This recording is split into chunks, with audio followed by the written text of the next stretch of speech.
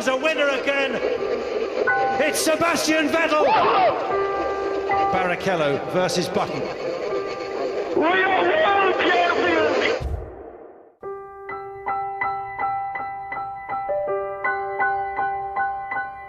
2009. It came and went in a blur. Jensen's glorious season is a lot to live up to, but Formula One has an uncanny knack of raising the bar, and expectations for 2010 are higher than ever for very good reasons.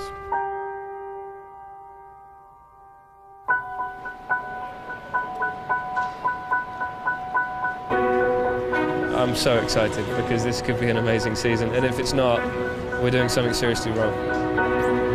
3 new teams joined Formula One. Lotus, Virgin, and of course the Hispania team. This year there's no refuelling. Big difference. We haven't seen that since 1993. Well, one of the big changes was the point system. You've got to go for the victory. What I'm really excited about for this year is the fact we've got 4 world champions out there on the grid. 4 world champions on the grid.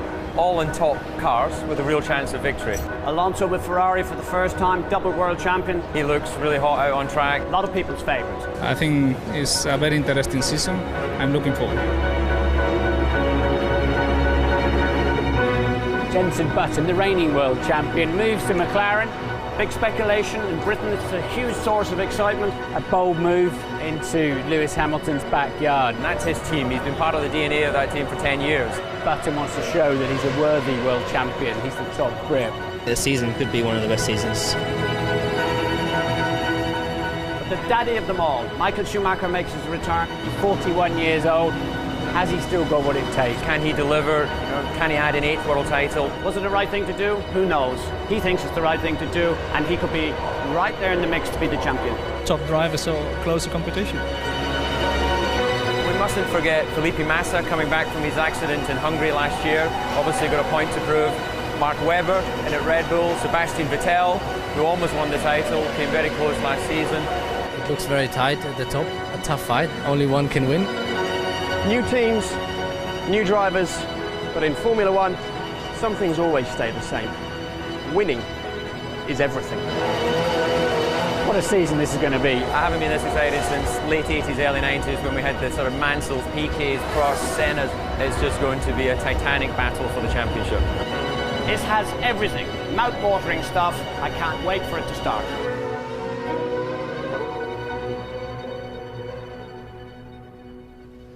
Red Bull Racing were just as eager for 2010 to get underway. The pit stops had to be perfect, just like the end of the previous season. In the final 3 races of 2009, they were the team to beat with 3 successive victories, although of course it was too little, too late for the title. Sebastian Vettel remained behind the wheel, as did his Australian teammate Mark Webber. And then, of course, there was the design guru Adrian Newey overseeing the car. And the team started as they meant to go on, taking the first pole of the new year. Here comes Vettel then for Red Bull. What a time there for Sebastian Vettel. Yeah!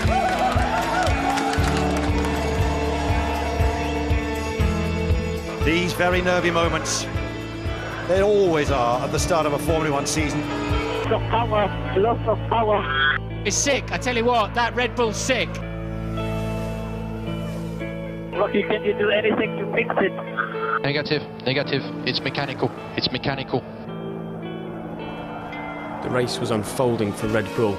After starting on pole, Vettel was slipping back due to those familiar reliability issues.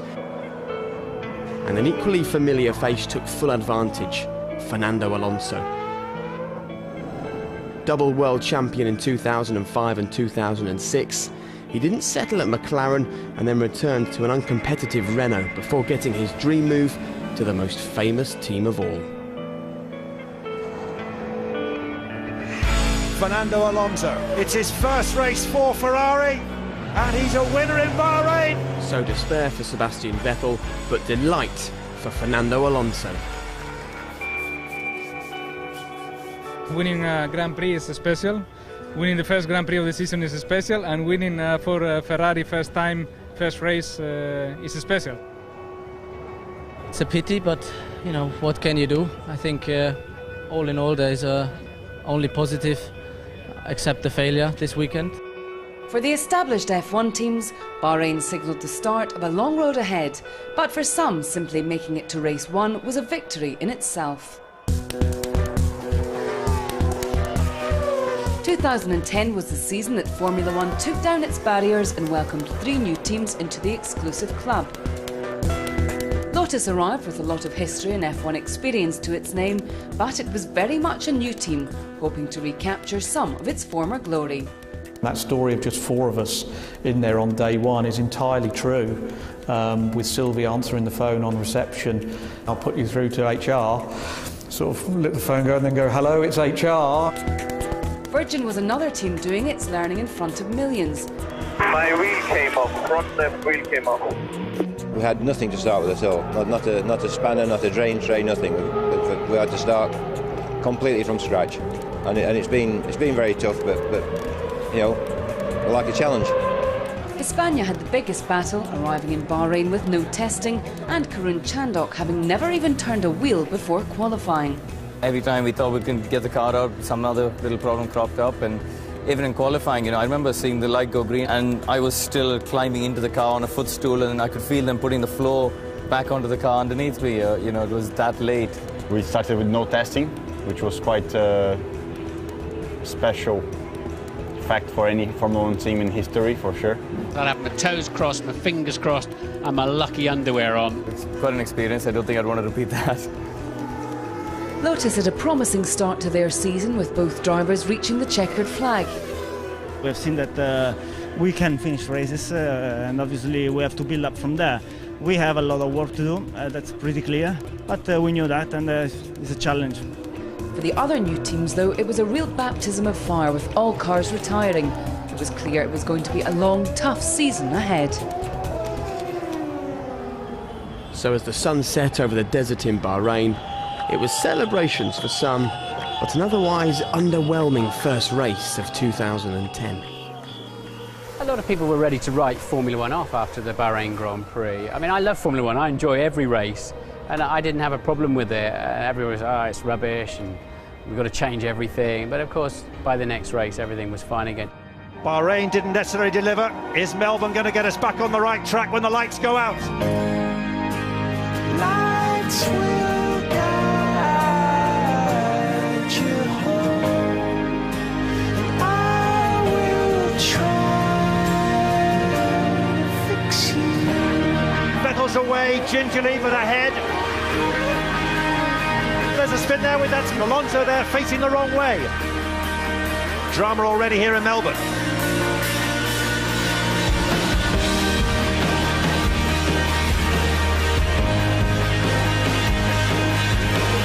Hamilton coming up the inside of Button.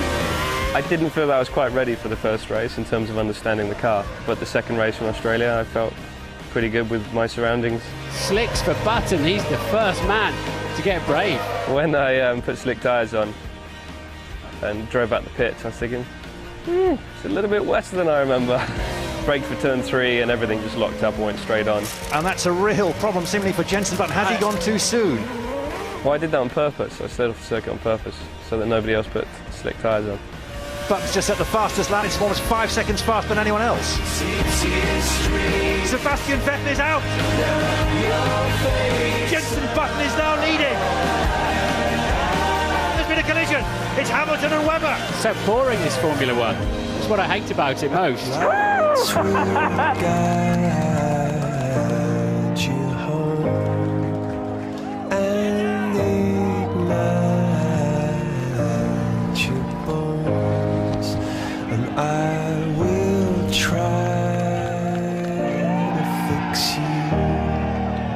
It's just a fantastic race by Jensen. I mean, in truth, he called that first stop and that got him the win. To win it with my second race with a new team was exceptional and a very special feeling. You know, it wasn't just about outright speed; it was about choosing the right strategy and thinking on your feet. And it was a great win because of that. and not the first of Jensen's career. He started in Formula One at the turn of the century, and after driving for Williams, Benetton, Renault and BAR, he finally won his first race back in 2006 at the Hungaroring, and 3 years later, of course, was crowned Formula One World Champion. Race 3 of the season took us to Malaysia, where the big names were humbled in a soaking wet qualifying session. A difficult time for McLaren and for Ferrari as well. However, Red Bull got it just right all weekend, and after 2 hard races, it finally came together for a team proving they were super quick. The checkered flag falls, Sebastian Vettel wins, it's a 1-2 for Red Bull. It's ominous to think he could have won all 3 races so far, isn't it? So Sebastian enjoyed that winning feeling again at just 23 years of age. The young Red Bull driver, who started with the team when he was just 12 years old, had his most famous moment in 2008, winning in the unfancied Toro Rosso. He had a famous crash into the back of his now teammate Mark Webber, and he was hoping 2010 would be remembered for him becoming the youngest ever world champion. A belief that was enhanced when Red Bull dominated race 4's qualifying session in China, but McLaren were ready to push them hard. In fact, Fernando Alonso pushed too hard. Jump start for Alonso, there's no doubt about it. Alonso jumped the start. So for that misdemeanour, Fernando Alonso incurred a penalty, but no such headaches for McLaren as the rain started to fall. They dominated to a really special 1-2 finish in Shanghai. It's a McLaren 1-2. Jenson Button has won 2 of the 4 races this season, and Lewis Hamilton has had 2 podium finishes. So much to McLaren's delight, Jenson took his 2nd win. However, alongside him pushing hard was a man hunting title number 2. Lewis Hamilton approached McLaren as a 10-year-old, declaring a desire to drive for them, and in 2007 got his wish. In 2008 he was crowned Formula One World Champion. In 2010, could the man in form deliver a 2nd world title? Lewis was tremendous in the early part of the season. Over 30 competitive overtakes. He's so confident behind the wheel. He's so exciting to watch. He's been in contention for 3 of his 4 Formula One seasons. Brilliant, but only sitting 4th after 4 races. Jenson led the way with Fernando Alonso 3rd and the Red Bulls 5th and 8th. In the cold and grey German winter, part of Formula One's history was coming out of hibernation. One of the most successful teams in the history of the sport would return to the track, and that reawakening was enough to stir one of the most famous sportsmen in the world. It's a nice start for a comeback in many senses. Because I have proven everything that is to be proven in this segment, the nature is that I'm just there to enjoy and have fun. And the most fun I have is if I win. Which is it has such a great history. Walking through the factory here, it's amazing to see all the cars that they've built in the past years. Mercedes last won the World Championship in 1955 with the legendary Fangio. The team they bought was Braun, who won both titles in 2009. This is wonderful. Considering a year ago we didn't know we had a team, and 12 months on we've won the World Championships, and we're now part of Mercedes-Benz return to Grand Prix racing, which I think is great for us as a team, but great for the sport as well. Schumacher claimed he was back to have some fun and ultimately to win, but it looked like neither of those would be achieved at the beginning of the season. Nico Rosberg had little regard for reputation and was convincingly quicker than the 7-time world champion as he struggled to find his feet after 3 years away from the sport. Look at that, he's coming underneath. He's coming back with Michael Schumacher. Championship. Extraordinary. Mercedes got the first podium of their comeback in Malaysia, and the feat was repeated 2 weeks later in China. They were courtesy of Rosberg, whilst the more experienced German battled hard but without similar results. The superstar may have returned, but Michael Schumacher was in for one of the toughest seasons of his career. So Schumacher was struggling whilst a fellow elder statesman was having the year of his life. Despite making his debut in 2002, it took until 2009 for Mark Webber to take his first win. Mark Webber was really starting to fly as F1 arrived in Spain. We're underway now, and the Red Bull start first, all going to plan for Red Bull. That's his best ever drive, isn't it? A special day for Mark Webber. It's Mark Webber still leading. I mean, everything just went my way today. That's Lewis Hamilton's gone off. Lewis Hamilton's lost it. Mark Webber wins for the first time in 2010. A special day for me to capitalise on the pole position. Never won 2 races back-to-back, Mark Webber, but he's done 2 poles in a row, and he's away now in Monaco and makes a good start.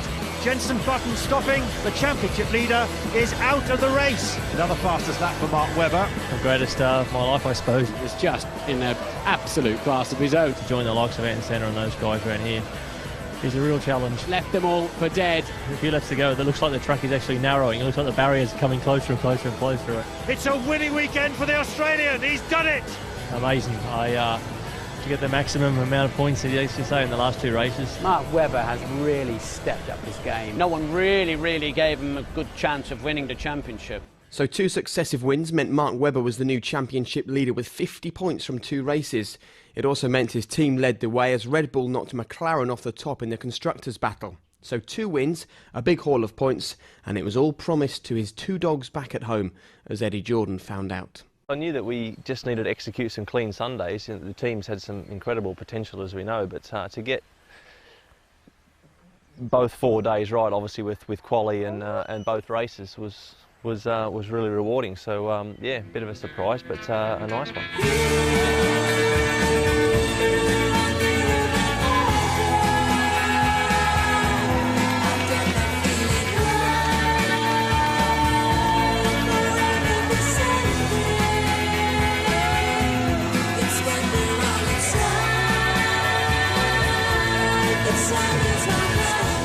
A lot of people will recall the race at Monaco, not just because of your win and the 1-2, but the excitement and the fun slinging everybody into the pool. It's not really many teams can get away with that. No, you're right. You know, the pool's been there for years, obviously, the Red Bull Energy Station at Monaco. And, you know, they got us all up there in the end, and everyone was just having a great time and unwinding and celebrating. So, you know, what was really hilarious was obviously after we got out of there, you know, in our race suits, and we got forced over into the corner of the motorhome, and obviously we're quite a long way up. And basically Seb and I were going, well, how are we going to get off this thing? Seb basically said, well, there's only one way we're going to go. We're going to have to just go straight off the edge into the ocean. Oh, incredible day. Absolutely incredible day. And look, you know, Red Bull haven't been around for long. People forget, you know, 3 or 4 years ago they were saying we were the laughing stock, you know, so it's a great sports story. It's not easy to slip unnoticed into the piercing world of Formula One, especially when your product is all about delivering a kick, and your company image is the beast that wreaks havoc in China shops. But for almost a decade and a half, Red Bull lay like sleepers in Grand Prix racing. Deep-rooted, but dominant. Powerful, but patient. There were the Sauber years, with no prizes to show. The sleepers slept. In 2004, a for sale sign went up over Jaguar Racing, and the bull stirred and pawed the ground. The network spread, not just one team now, but 2. The designs were now grand.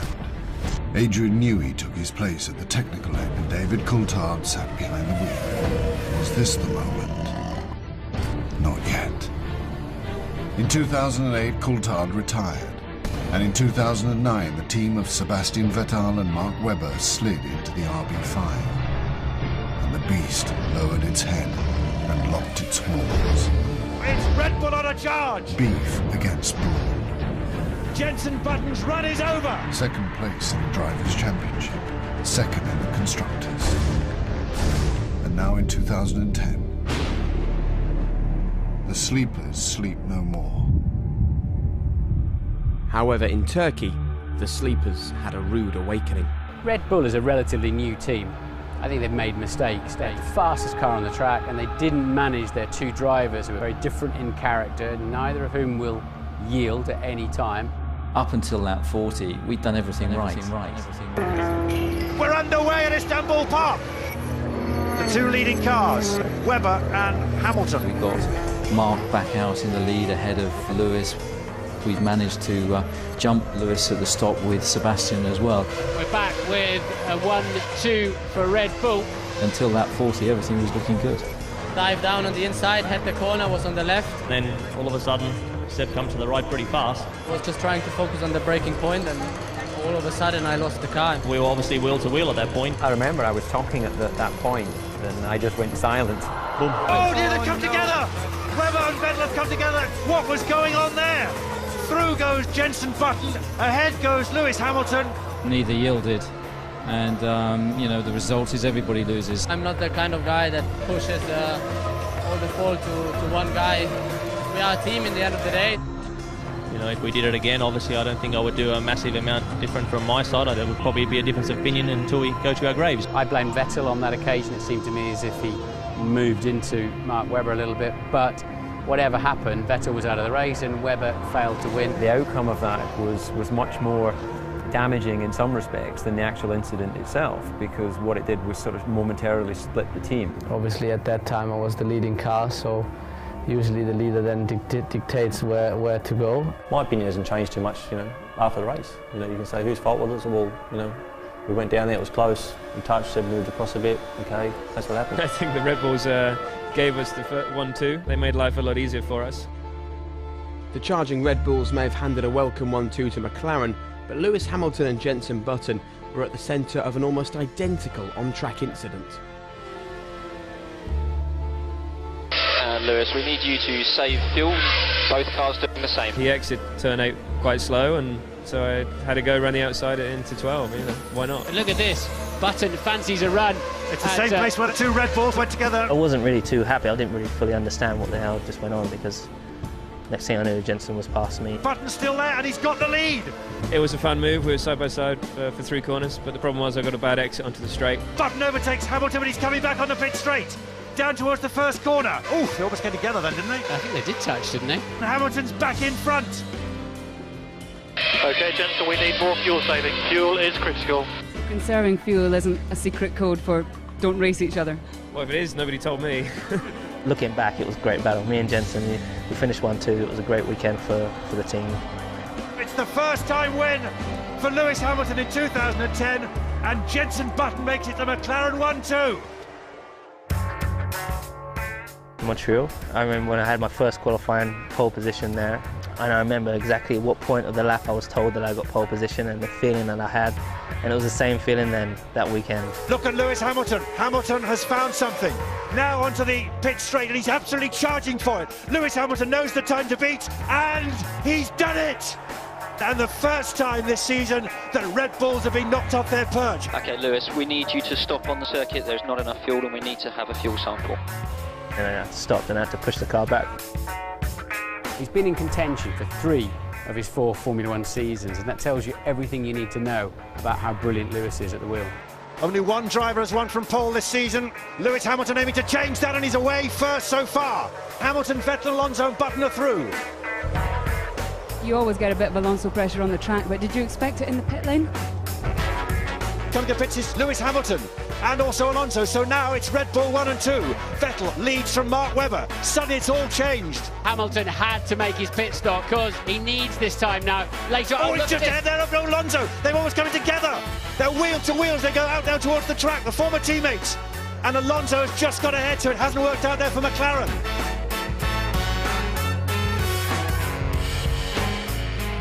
Look at that, Hamilton through there, Martin. He's come through and he judged that perfectly, did Lewis Hamilton. Hamilton sized up. Is he going for the move? He's got the inside line at the moment of this first corner and he's taken it.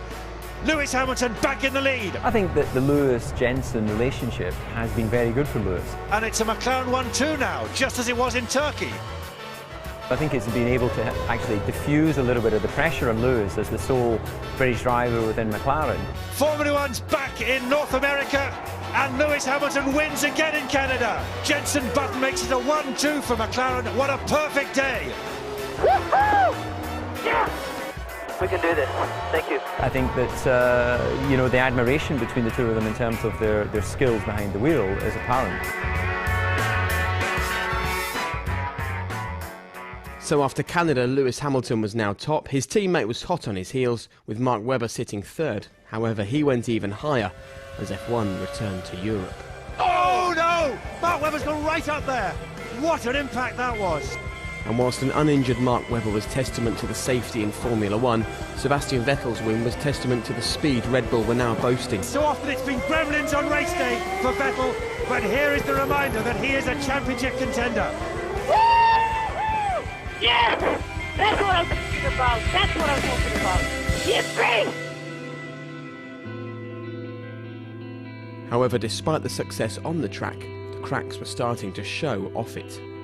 Against a backdrop of perceived favouritism for Vettel, Red Bull made a big decision at the British Grand Prix. Sebastian's updated front nose broke in free practice. The team then took the bold step of removing Mark's version and giving it to his teammate. It's difficult sometimes for all the people outside to really understand what's going on. The only thing I regret about Silverstone was that we didn't manage to have a conversation about the front wing before going into the qualifying. You know, it was wrong, it was a mistake, we should have sat down with Mark and explained it. When you've got two reasonably strong-willed drivers that want to achieve good things, you might have some tensions at time, and that's normal. He's done it! Pole position for Sebastian Vettel, and it's 9 poles in 10 races for Red Bull. It showed us very clearly that, there seemed to be a faction inside Red Bull team had a favouritism towards Vettel. I know exactly what is going on, and some things were probably true, other things were not. But the most important thing is that you know for yourself what happened, and you accept it as well. The lights go out and we move away. Webber makes a charge, but so too does Vettel. Looking to do wheel to wheel, and Webber's got into the lead. Puncher, right wheel. Oh, and Vettel's got off. He's rejoined, but Webber's streaking clear, and Vettel's way down the field, almost coming to contact there. He's having to take the escape road, but Webber's clear. What a start at Silverstone. Oh, and he's up the inside as Vettel is bars his way through. He's done it. Vettel is through then, up into 7th place. What a recovery, because he was at the back of the field. There is the checkered flag for Mark Webber.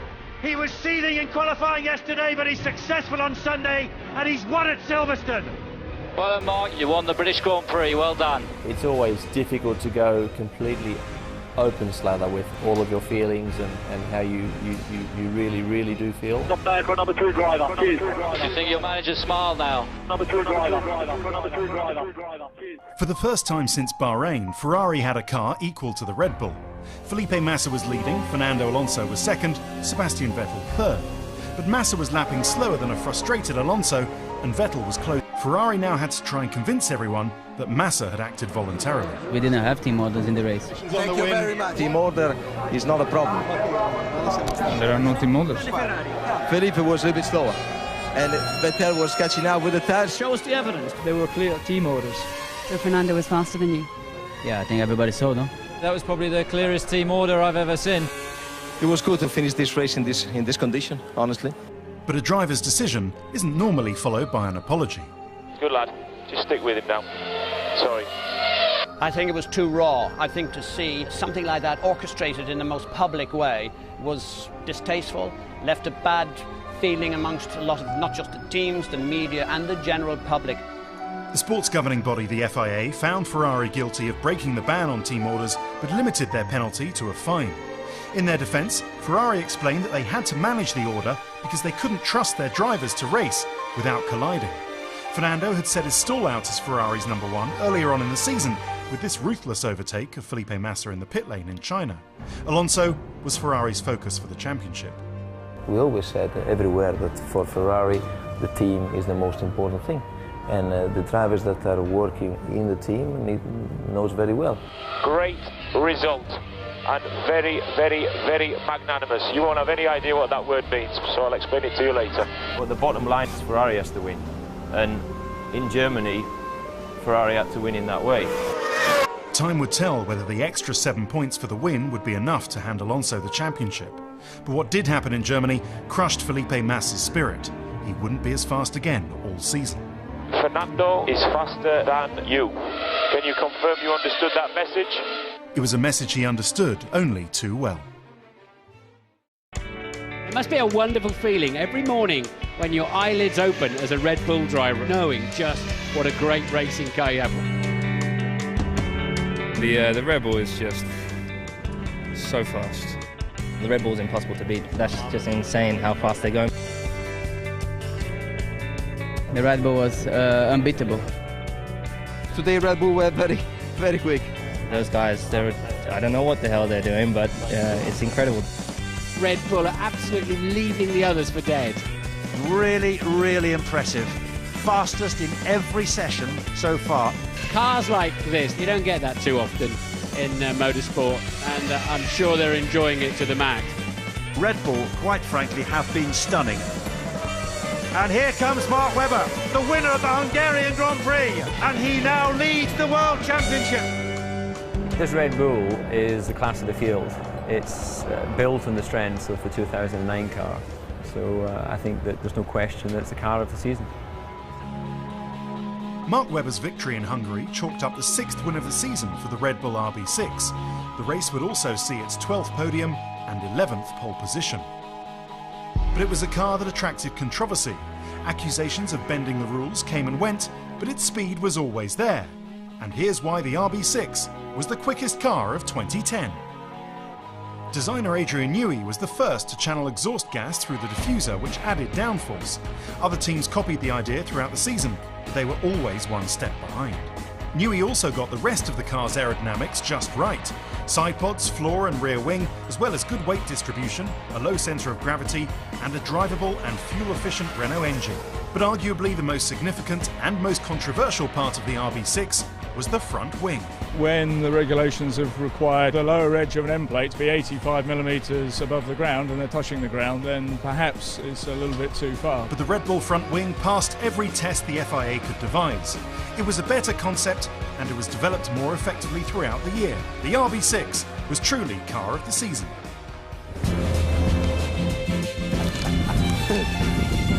I take it you're going my way? Yeah.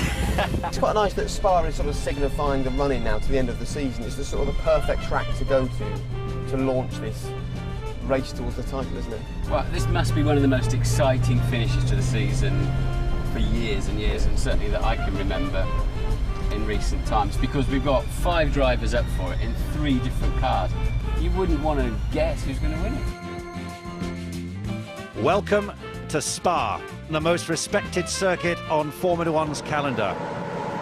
They're away!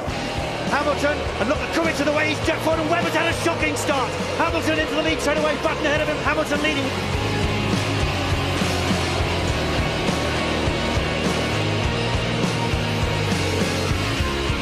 This could be a chance for Jenson Button, and it is! Button is past, Vettel goes off onto the grass, it's now McLaren 1-2, extraordinary!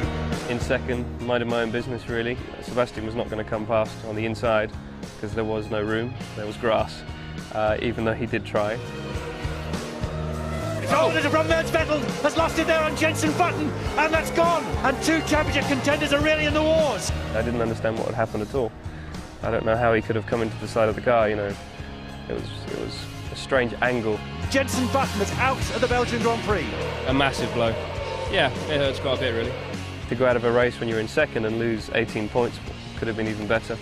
It's frustrating when it's not for a manoeuvre, but it's the way it is, and it cost me a lot of points this season, which could have made quite a big difference. But you get over it, you've got to move on, and it's exactly what I did. The car felt great, really did feel good. And every time the guys behind me picked up the pace, I was able to answer to it. Okay, understood, Lewis. We don't want to jump too early in case the rain doesn't get any worse. And then I had that wide moment. I mean, that was... I was literally on the edge of my seat. Hamilton's gone off! Lewis Hamilton's gone off, it's gone wrong! No, he's going to get back on, it's okay, and he'll still be in the lead. Alonso has gone spinning, another championship contender, fails to score points. Lewis Hamilton has won at Spa. It's his first victory here at this famous circuit, and it's just what McLaren needed after Hungary. Fantastic job, guys, this weekend. So happy.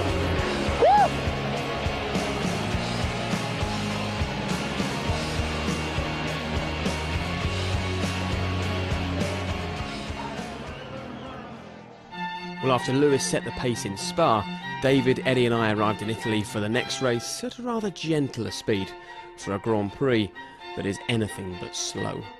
Monza, baby! And Alonso got nothing in Belgium 2 weeks ago. They need to get it right here at Monza. With the lights out, and away goes Alonso and Button together. Moves across there, but Button seems to have got the jump on the inside line, then he's in the lead. Oh, he's been hit from behind, but I think he'll get away with that. It's Ferrari side by side, chaos going up, broken steering arm. Button is in the pits, which means that Ferrari are leading. Alonso is now coming through, and Jenson Button is wheel to wheel with him, and it looks like Alonso's got through. When will Vettel come in then? Will it be the last lap? Good stop. Where's his teammate? He's done it, he's done it. He started 6th, and he's looked set for 4th place. It's Forza Ferrari, Forza Fernando. He wins the Italian Grand Prix at Monza, and the championship challenge is back on. Winning the Italian Grand Prix for a Ferrari Italian car in Italy is very special. A lot of passion for Ferrari in Italy, around the world as well, but in Italy especially. So it's one of the races that if you drive for Ferrari, you want to win. Monza, of course, was an extra celebration for you because it took you back up to 3rd in the Drivers' Championship. Did you ever feel that you weren't in the running for the championship? No, never. I knew that one race can put you in the championship. But it's true that now with 5 races to go, if you have a bad race or if you have a retirement, it becomes more difficult because there will be only 4 to go. So we arrive in a point now that there is not reverse gear anymore. So it's just flat out. Whoever does a mistake is a problem.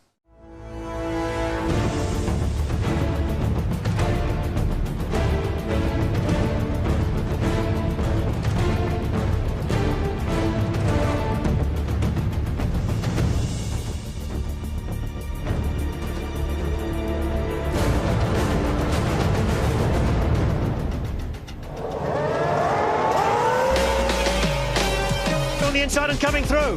Oh, he's gone wide, he's got a little bit wide. Can he keep it together? Yes, he does. But has he got enough speed coming off the corner? He'll have to stay left. That's an important move for Mark Webber. Oh, here comes Webber and Schumacher. They're wheel to wheel. He's done it there against Kobayashi, holding together now. He's managed to push the 7-time world champion behind him, and he's through. Webber makes a telling move, now up into 8th place. Stopped.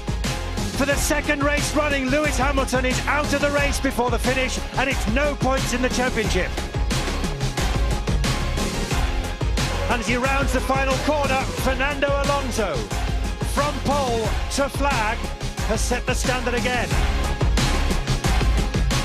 And he was a man getting well used to the taste of champagne again. Despite Mark Webber still sitting top, Fernando was just 11 points back. However, Ferrari weren't so close in the constructors' battle, trailing by 64 points from Red Bull. However, some had no points at all. The new teams continued on their season of discovery, having to do their testing on a race weekend. And it quickly became apparent that whilst Lotus and Virgin were able to update their cars, Hispania were being left behind when it came to speed and money. A revolving door of drivers meant that new cash came in, as some drivers went out. We can't be too far away from HRT changing drivers during the race. Formula One is a business. It always has been, it always will be. You know, things aren't always as simple and straightforward as one assumes or one thinks.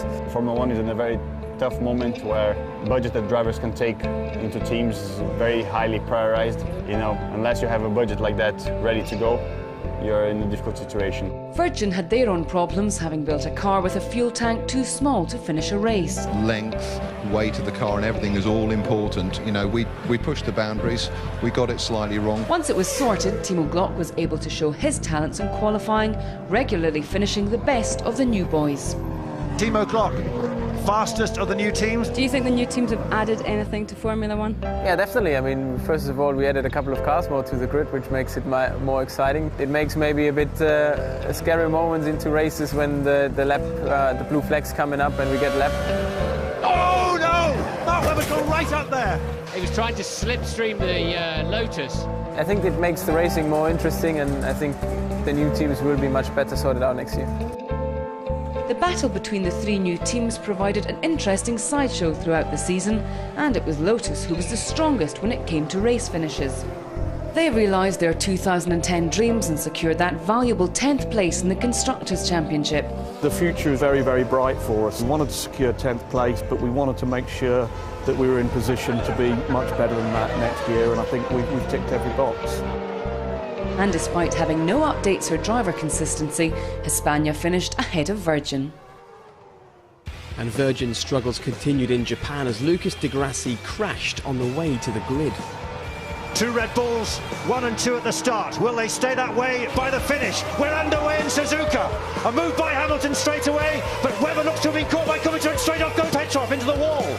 There's going to be contact as well. Massa was going across the grass. And what a mess he's made of that Force India. And just as Lewis needed a strong finish, his car let him down.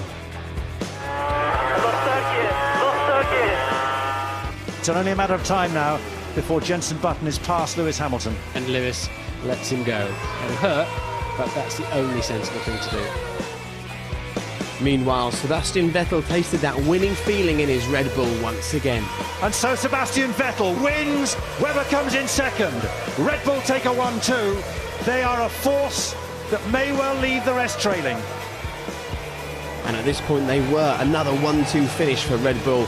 They were the team to beat.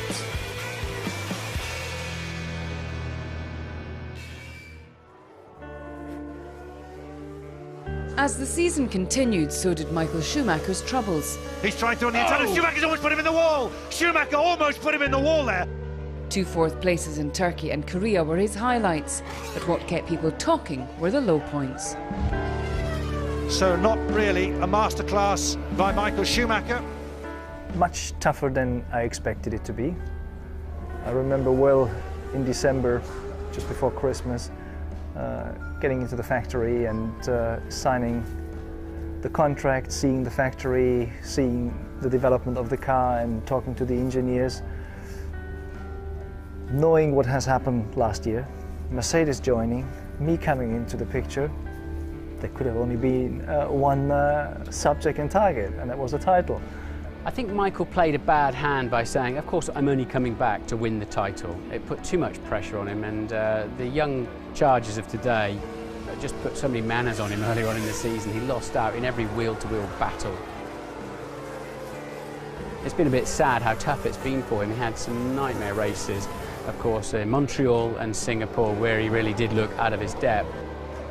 You have to treat the back end of Michael Schumacher's car like the back end of a donkey.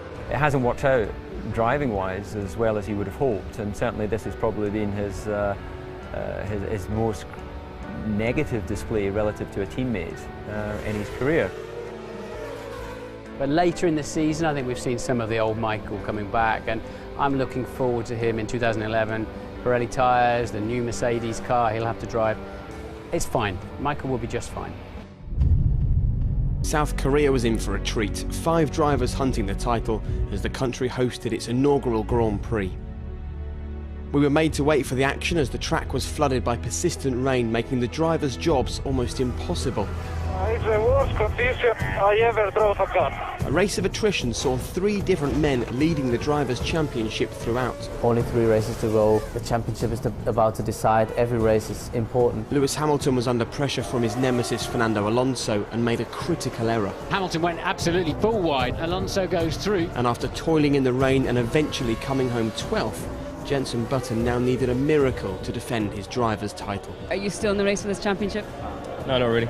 Mark Webber needed a strong finish, but he ended up in the mud with no points on the board. Webber's spinning round, Webber could come and crash. The championship leader is out of the race. The closer you get to the end, you want to get the maximum you can from it, and you know, Korea was a big missed opportunity. Vettel's just seen his teammate in the wall, and I think there'll be a smile on his face. Sebastian Vettel was hunting another win, then suffered a familiar fate. Something's wrong. That's Vettel's problem. Here comes Alonso. This is crucial. Vettel's got a problem and Alonso's through.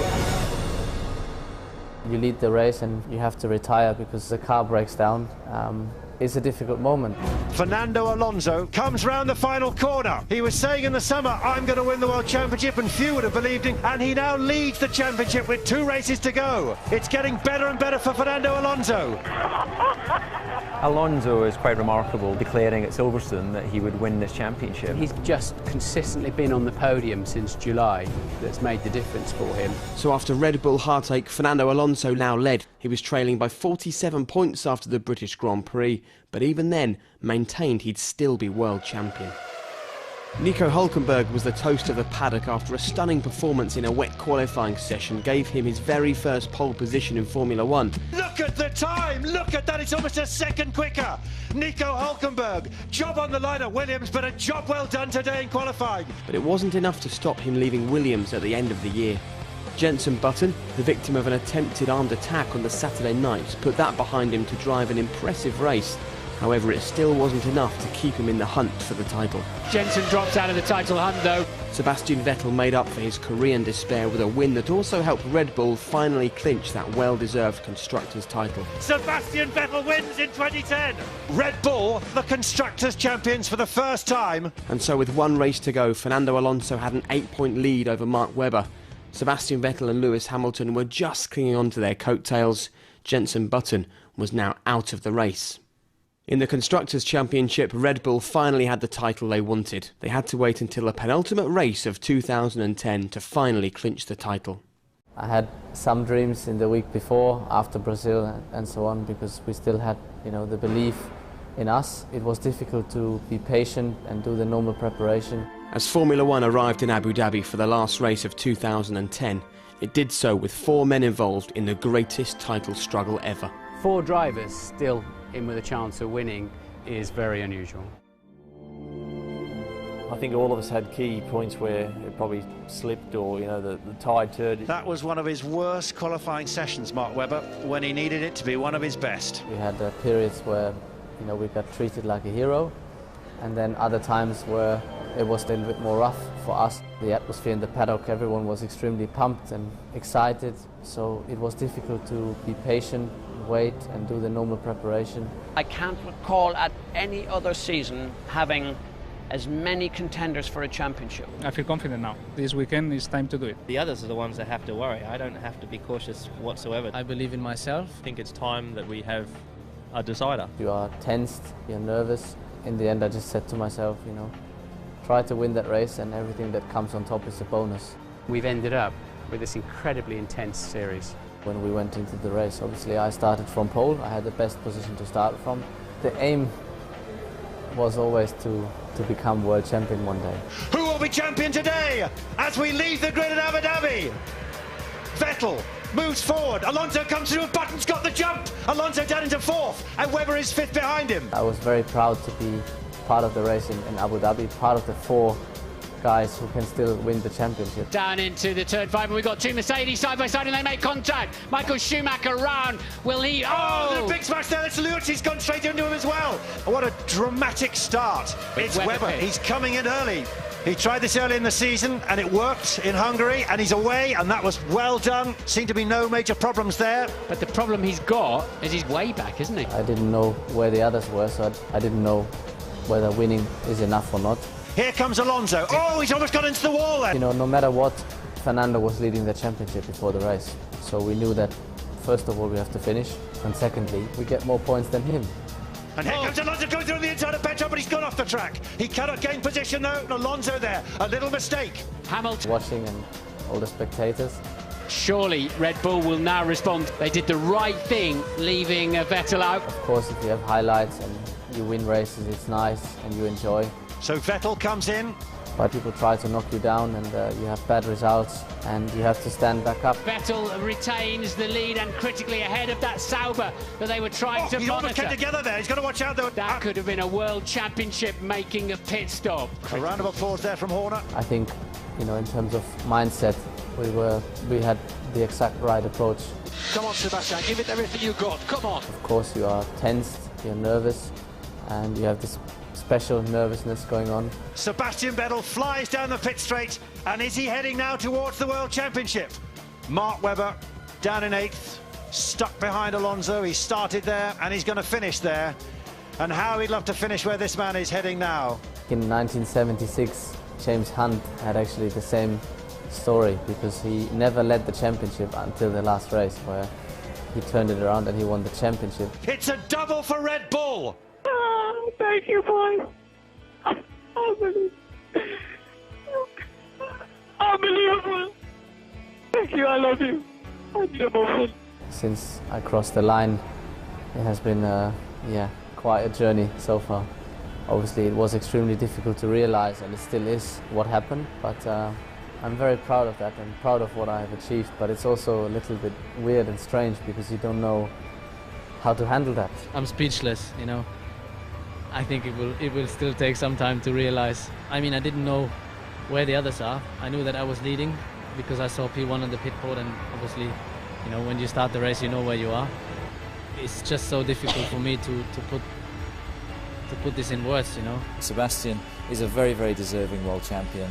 He's done a fantastic job this year. He's had some bad luck, but he's never lost his focus. He's never lost his drive and determination. Now it doesn't get easier. Everyone is hunting us next year, so I will be very proud to have the #1 on the car next year.